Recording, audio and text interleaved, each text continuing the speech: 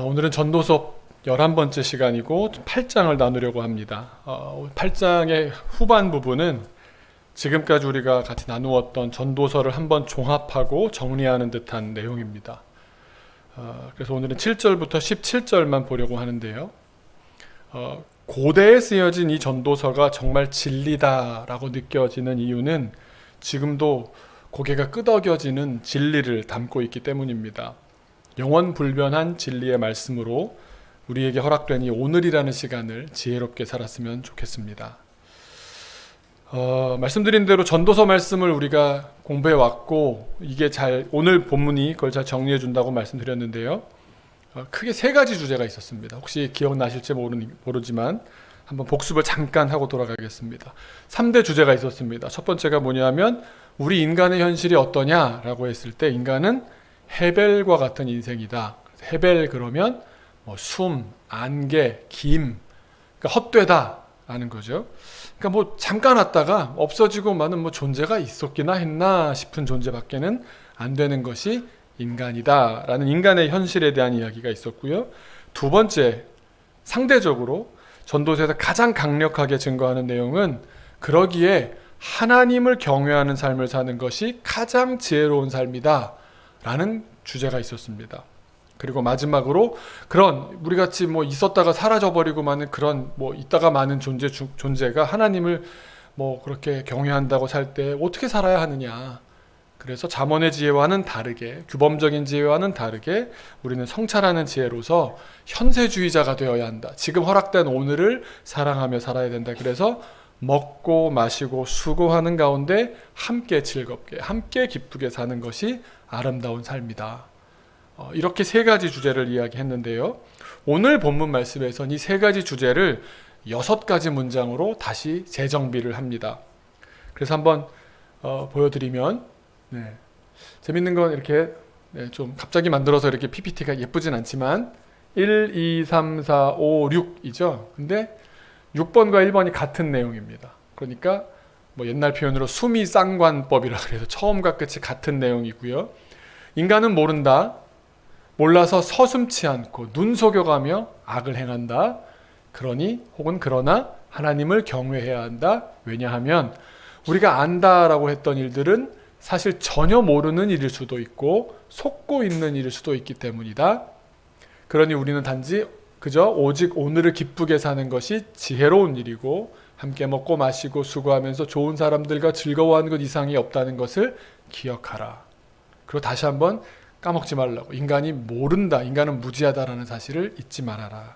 이런 구성으로 되어 있습니다. 그래서 하나하나를 제가 말씀과 더불어 설명하고자 합니다. 첫 번째 내용은 우리 인간은 모른다는 겁니다. 오늘 본문 7절과 8절 말씀에서는 인간이 5가지를 모른다라고 확증합니다.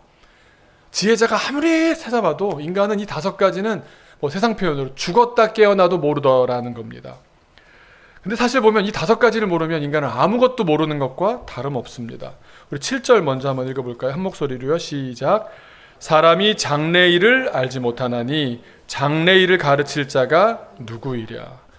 장래일, 앞으로 일어날 일, 미래 모릅니다. 내일 일은 난 몰라요. 하루하루 살아요. 이게 인생입니다. 그뿐이 아니라 8절에는 인간이 모르는 4가지를 더 말씀하는데 바람을 주장하여 바람을 움직이게 할 사람도 없고, 자연현상을 의미하는 게 아니고요.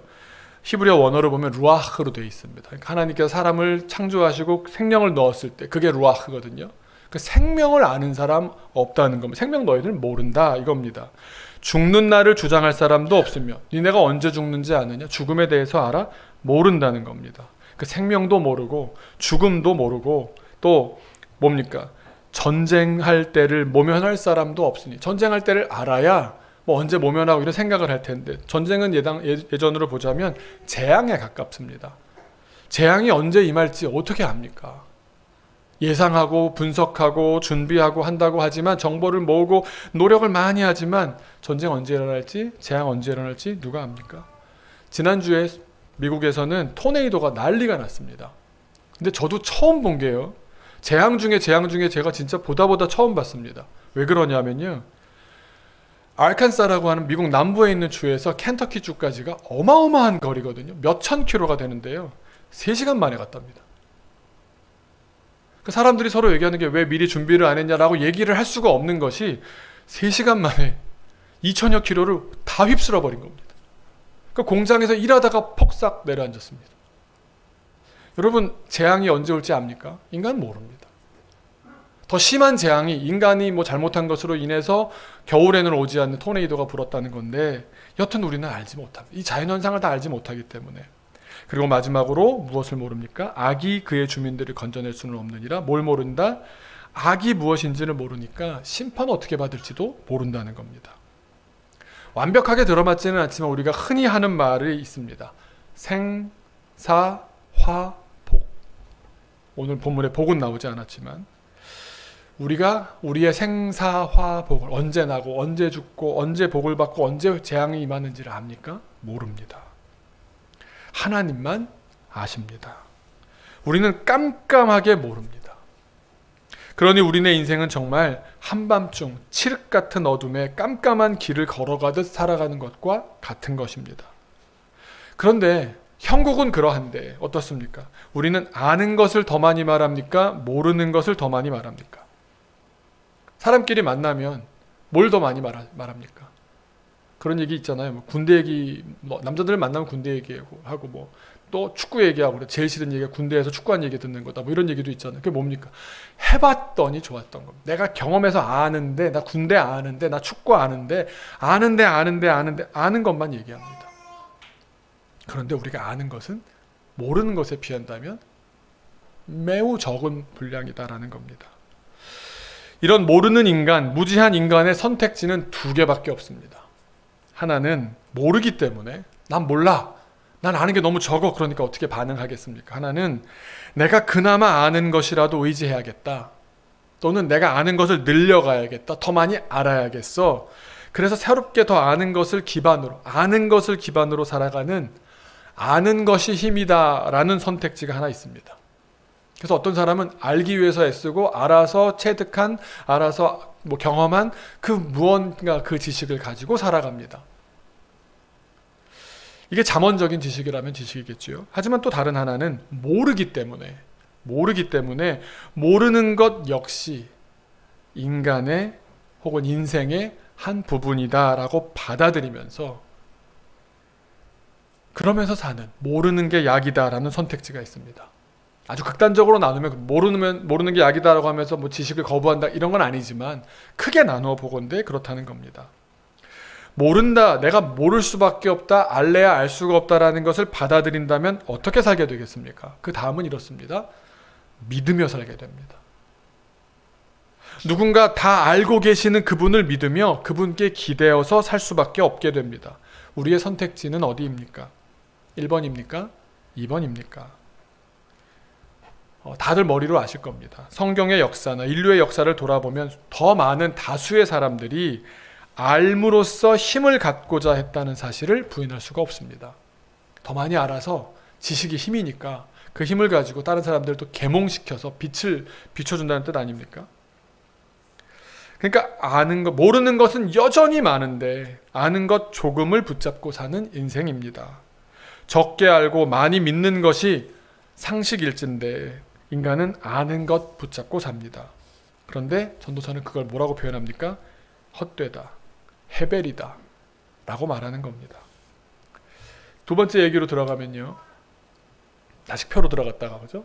네.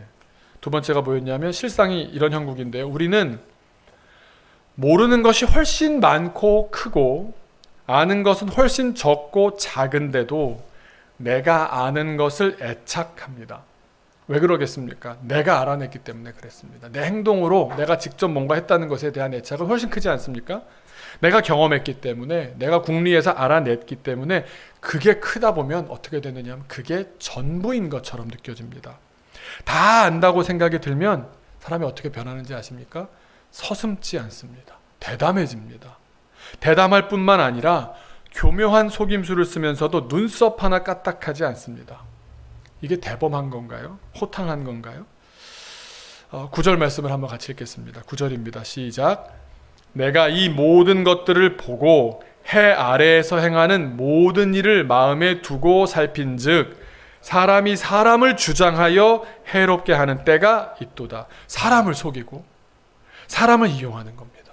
우리 love, 사람에 대한 태도가 뭐라고 그랬습니까? 사람은 love, 사랑해야 되는 사랑의 대상인데 use, 이용해 먹는 겁니다.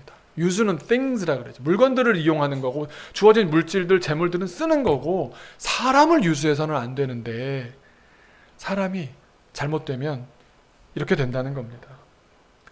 사실 우리가 다른 사람들에 대해서 저지르는 죄악을 한 가지로 묶어서 얘기하자면 사람들을 내가 내 용도를 위해서, 참 무서운 말이죠, 내 욕심을 위해서 사용하는 것 아닙니까? 내 만족을 위해서 자녀를, 내 만족을 위해서, 내 탐욕을 위해서 누군가를 이렇게 하는 것 아닙니까? 이런 사람은 자기의 수는 잘합니다. 내가 지금 어떤 생각, 계산이 있는지 자기의 수는 잘 아는데 뭘 모르는 사람들일까요? 뭘 모르는 사람들일까요? 하나님을 모르는 사람들입니다. 하나님을 속이고도 살 수 있다고 은연중에 생각해버린 사람들입니다. 자기 입으로는 얘기 안 합니다. 어느 누구도 하나님 없이도 살아 이렇게 선언하고 사는 사람이 어디 있겠습니까만 그 사람이 오랜 시간 동안 몰래 조금씩 은연중에 하나님 안 보이네, 하나님 별거 아닌데, 이러면서 하나님을 속이고도 나 살 수 있어 라고 결정해버린 겁니다. 그런데 문제는 그렇게 일생을 거짓으로 살고도 죽을 때까지 그 실체가 발각되지 않는 완전 범죄에도 성공하더라는 겁니다. 전도자가 살아보니 죽을 때까지도 사람들이 전혀 그 실체를 알아채지 못하는 사람이 있더라는 겁니다. 그래도 10절을 한번 보시겠습니다. 10절 같이 읽을까요? 시작. 그런 후에 내가 본즉 악인들은 장사 지낸 바 되어 거룩한 곳을 떠나 그들이 그렇게 행한 성읍 안에서 잊어버린 바 되었으니 이것도 헛되도다. 이게 무슨 말이냐면 악인이 죽었습니다. 악하게 일생을 살았던 사람이 죽었습니다. 그런데 장례를 거룩한 곳에서 치렀답니다. 무슨 말이겠습니까? 유대인의 풍습을 보자면 시나고그입니다. 회당에서 이 사람을 위해서 거룩한 예식으로 장례식을 치른 겁니다. 명예로운 장례식이 됐다는 겁니다. 아니 악당인데 많은 사람 힘들게 하고 다른 사람들 미스유즈해가지고 사람들을 힘들게 권력을 남용했던 사람이 죽었는데 아니 교회에서 일어나가지고 큰 명예로운 장례식을 거행해 주는 겁니다. 게다가 그 다음엔 그의 죄악이 성읍에서, 그러니까 사람들 사이에서 잊혀지고 말았다는 겁니다. 이렇게 악인의 죄는 끝까지 은폐될 수 있는 겁니까? 어찌 보면 신나게 죄 짓고 살고도 죽은 다음에까지 칭찬받는 사람 된 거 아닌가? 어떻습니까? 부러우십니까? 초등학생들이랑 신앙 상담하면 굉장히 웃긴 얘기할 때가 있습니다. 뭐냐 하면 평생 신나게 살다가 마지막에 한 번만 회개하면 제일 좋은 인생이겠네요. 이러기도 하거든요. 왜냐하면 노는 것에 대한 욕구가 큰 거죠. 죄를 짓는 게 더 재밌잖아요. 그게 부러우십니까? 우리가 아직도 그런 미련을 못 버리고 있습니까? 이런 인생에 대해서 주님 뭐라고 말씀하십니까? 헛되도다. 이것도 헛되도다. 단언코 헛되도다. 분명히 찍어 말씀하십니다. 그런데 왜 이렇게 악한 사람이 끝까지 발각되지 않는 일이 벌어집니까? 전도자는 알고 있습니다. 11절입니다. 함께 읽겠습니다. 시작.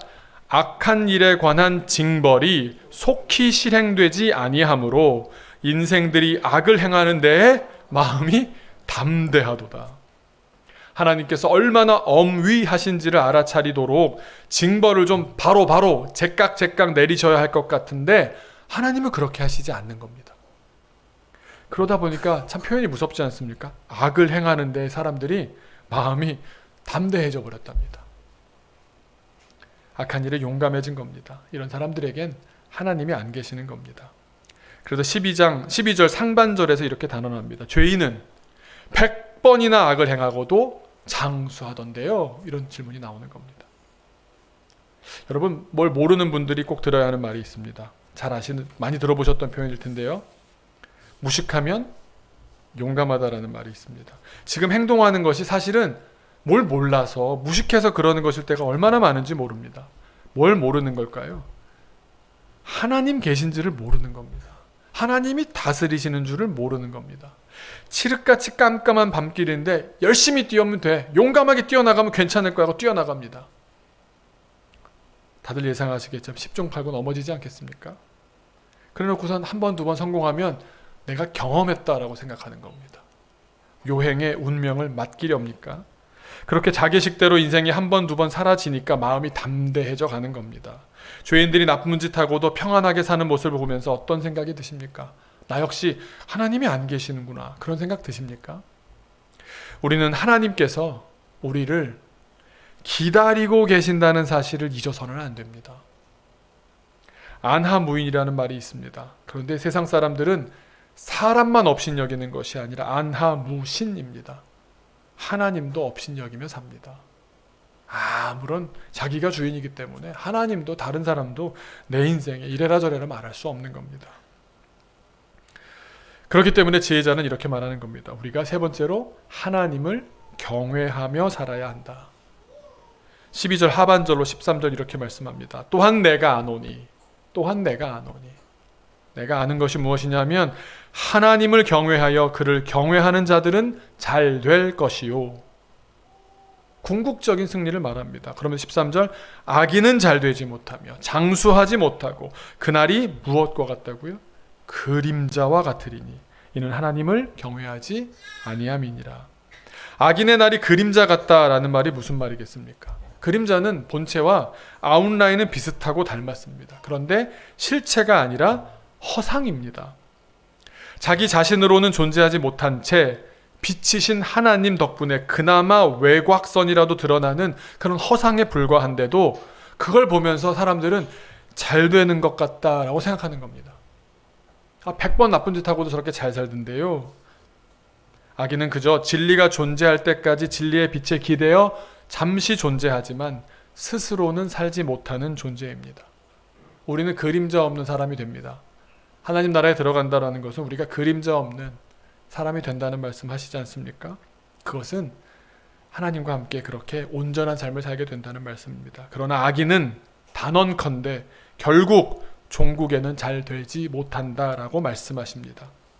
우리가 혼동되어 보이는 것은 악을 100가지도 행하고 100가지나 행하고도 장수한다는 말씀과 장수하지 못한다라는 말씀이 서로 연이어 나왔기 때문에 무슨 말이야?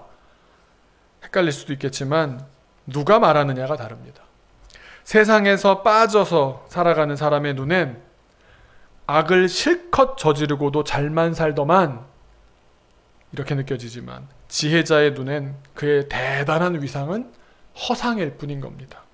결국 온 땅과 만물을 과거와 오늘과 미래에도 다스리시는 하나님께서 오래 참고 기다리시면서 기회를 주시고 또 주시다가 결국 하나님의 경륜을 따라 정하신 마지막 때에 누가 의인인지 또 누가 악인인지 구별하신다는 겁니다.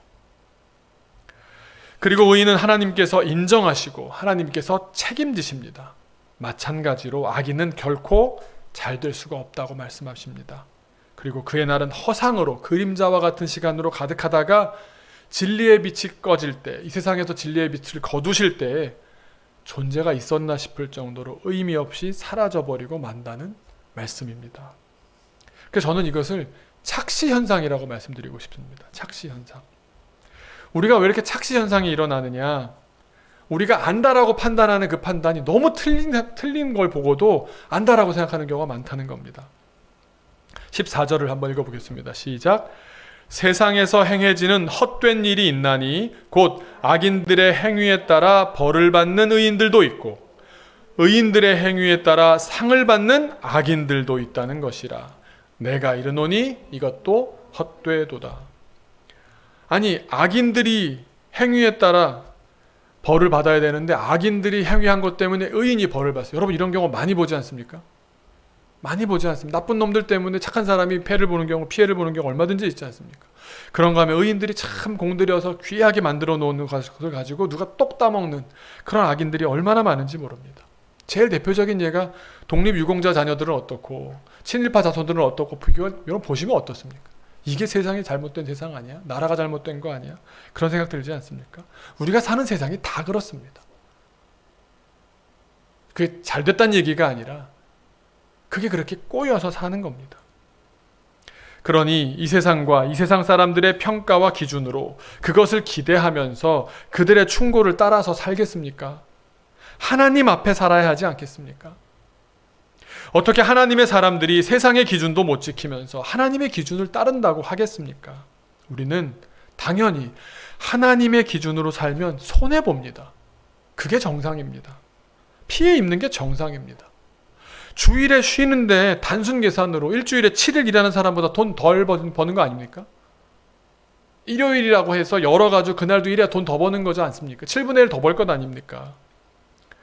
근데 하나님은 왜 그러셨습니까? 하나님은 우리를 더 잘 아시는 겁니다. 안식의 의미, 하나님과의 만남을 구별하는 진정한 의미, 가치를 통해서 결국 하나님 앞에서 우리가 궁극적인 승리를 얻게 하려고 하시는 것 아닙니까? 세상 기준으로는 우리가 틀렸습니다. 그런데 그럼에도 우리가 그 길을 가는 이유는 무엇입니까? 하나님의 뜻이 더 높고 나를 창조하신 하나님의 계획이 더 크고 위대하고 본질이고 창조하신 설계자가 하신 말씀이기 때문입니다.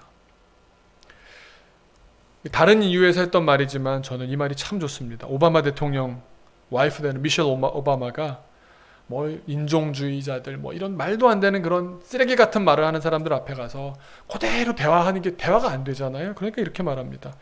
When they go low, 그들이 아래로 갈 때 we go high. 저렇게 세상이 속이고 실체 없이 그림자를 가지고서는 허세를 부리면서 사기를 치고 저렇게 저질스럽게 살 때 우리는 어떻게 살겠습니까? 하나님 뜻대로 사십시다. 그것이 궁극적으로 승리하는 길입니다. 제가 라디오를 듣다가 그 재밌는 걸 하나 봤습니다. 부동산 값이 좀 떨어지고 있나 봐요. 살짝 좀 떨어지는가 봐요. 그랬더니 각종 애널리스트들이 나와가지고 막 얘기를 하는 겁니다. 그래서 부동산의 역사가 어떻고 떨어진 적이 없지 않습니까? 아닙니다. 떨어지면 막 이런 얘기를 하는데 그 논리 자체가 너무 재밌는 겁니다. 어차피 제가 집 살 사람도 아니니까 그 해당사가 아니니까 제3자 입장에서 볼 수 있지 않습니까?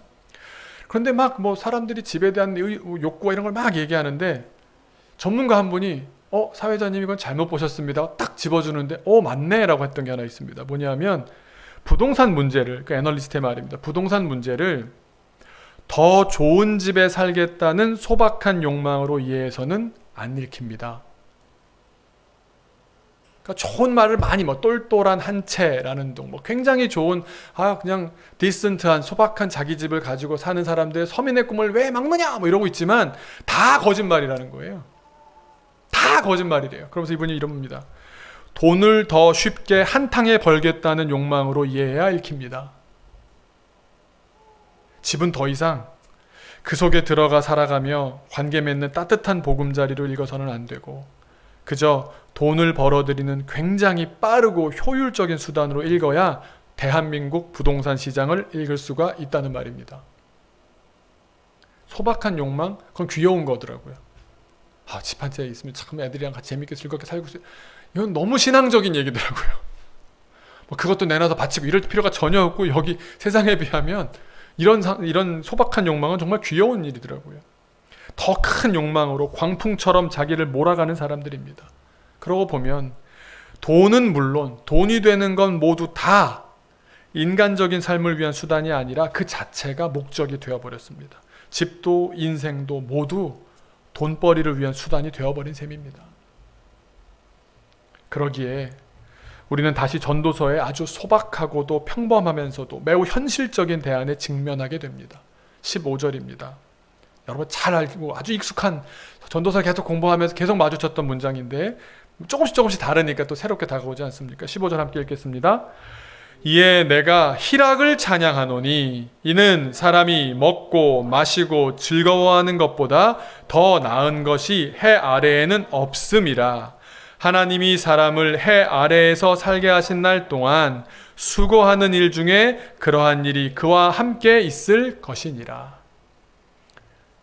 우리의 계산으로 부동산을 미리 취득을 해서 어느 자리가 어떻고 개발 계획을 미리 알고 그런 알을 통해서 미래를 획득해 놓을 수 있다고 생각하지만 결국은 뭡니까? 오늘이 행복하지가 않은 겁니다. 그러다가 너희가 10살이 더 먹고 20살이 더 먹고 죽음이 갑자기 올 때 준비되어 있겠느냐. 이게 전도서의 이야기입니다. 그저 오늘을 기쁘게 함께 어울려 사는 것이 지혜로운 일입니다. 함께 먹고 함께 마시고 함께 수고하는 가운데 좋은 사람들과 함께 즐거워할 수 있는 것, 그 이상이 없다는 사실을 기억해야 합니다. 기억해야 합니다. 제가 천국을 맛보는 때가 소연이 얘기를 들을 때인데요. 어제 소연이한테 연락이 왔습니다. 그러면서 너무 자신감 있게 뭐라고 말하는지 아세요? 남자친구 데려가도 돼요? 얘가 벌써 뭐지? 이걸 어떻게 받아들여야 되지? 걔네 부모님은 허락을 하셨나? 얘가 지금 무슨 남사친인가 남친인가 뭐 굉장히 많은 생각을 했어요. 그러면서 목소리가 너무 밝은 거예요. 교회 온다고. 2주 동안 못 왔잖아요. 수술하는 것 때문에. 그런데 밤에도 다시 전화가 와서는 오늘 못 온 이유는 그 후원자께서 오신대요. 그래서 후원자께서 뭐 이런저런 이야기를 또 해야 되기 때문에 할머니께서 좀 못 갈 것 같다 이렇게 했더니 너무 미안해 하면서 전화가 왔더라고요. 함께 어울리고 함께 만나고, 저 같은 사람을 그렇게 좋아해 주는 사람이 어디 있습니까? 펄짝펄짝 뛰면서 그렇게 좋아해 주는 사람이 전 세계에서 지금 소연이 한 명밖에 없거든요.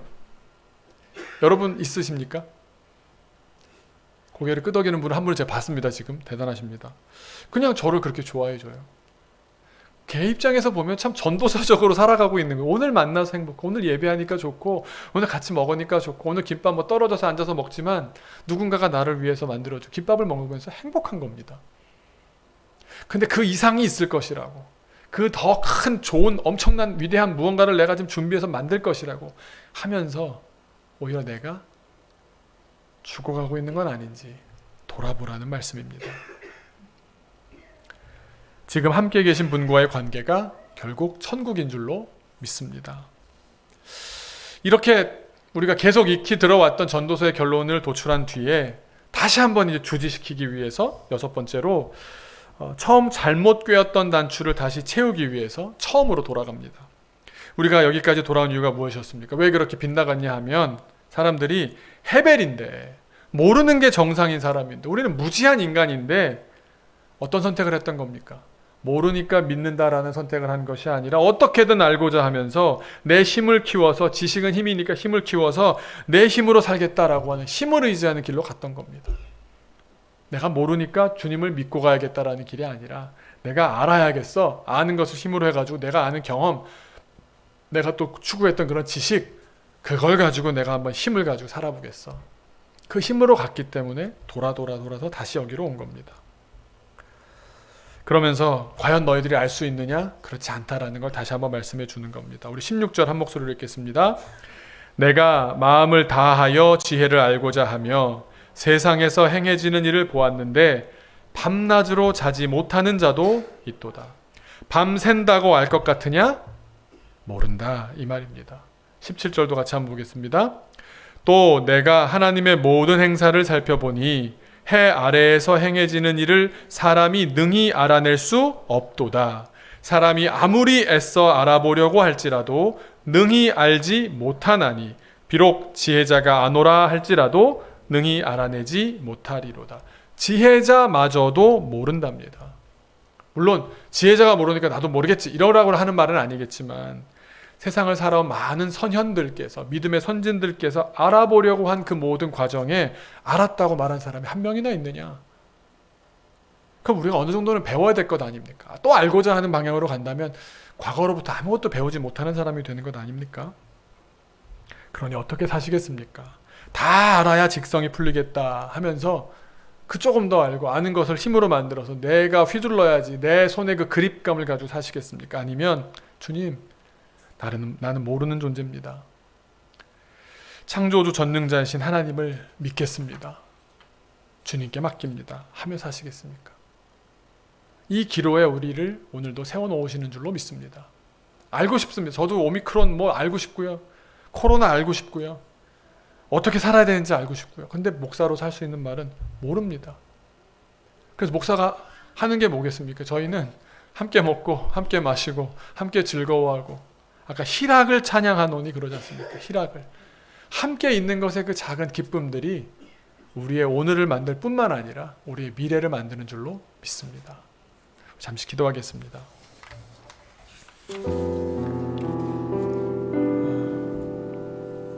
이렇게 기도하겠습니다. 하나님, 우리가 알고자 했던 노력들이 물론 필요하지만 알고자 하면서 모르는 것에 대해서 자만하진 않았습니까? 모르는 것이 훨씬 크다는 사실을 인정하고 겸손하게 주님 앞에 서는 주의 종들 되게 하여 주옵소서. 내가 아는 걸 가지고 자녀에게, 내가 아는 걸 가지고 동료에게, 아는 걸 가지고 배우자에게, 안다고 생각하면서 했던 많은 것들이 도리어 상처를 주지는 않았습니까? 모를 수 있다는 사실을 더 크게 받아들이고 생각하는 믿음의 사람 되게 하옵소서. 지혜로운 자 되게 하옵소서. 잠시 같이 기도하겠습니다.